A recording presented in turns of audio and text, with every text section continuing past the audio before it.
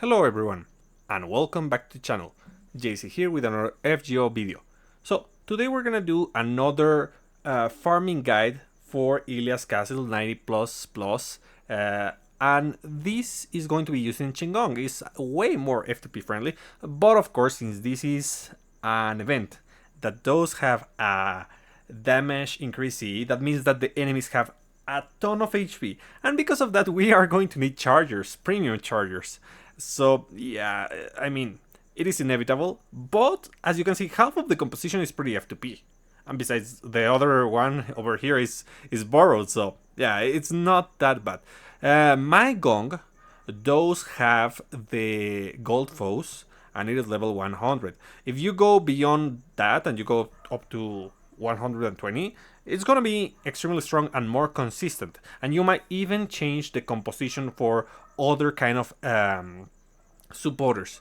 But let's do this. So remember that we're gonna be using decisive battle once again, so that we can change the order, and it is pretty simple. You just have to use the skills of your supporters first over here. They are not going to be like extremely effective, because they do give a couple buffs, but it's just enough so that Gong is able to 3-turn this stage.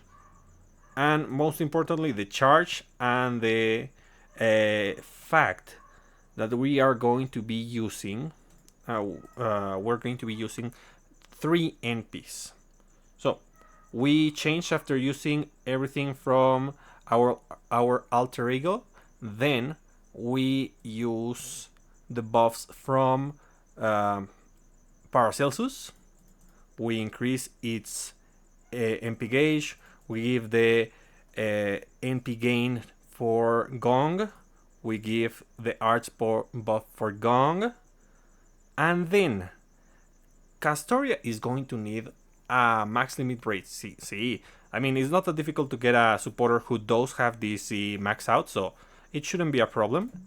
So we buff everyone, and this way we can do 3 MPs. And we're also going to be using this, the attack up and MP damage up from the outfit. And then we start Castoria, then Paracelsus, and then Gong. Why do we do this? Because we want Gong to have as much overcharge as it can, because it gives extra damage and it is extremely busted. And it's going to allow us to just abuse these effects on the first wave, so that we can just snowball, just like we did with Ibuki, for the second and third wave. So, as you can see, while the main enemy has still a ton of damage, we're able to clear this wave easily. Then we're gonna get another Castoria, and we just use all the buffs.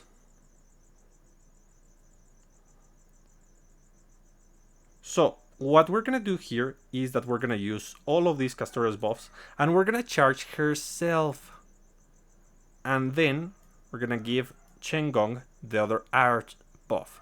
Why? So that we can do another overcharge, and in this case I want to use the charge from Gong, which is just a 10%, to charge himself, and that way we can do the 2 MPs. If you need more charge, you can use Castoria's charge instead. So again, NP, Gong, and another card, and we're able to deal just enough damage to clear the wave once again.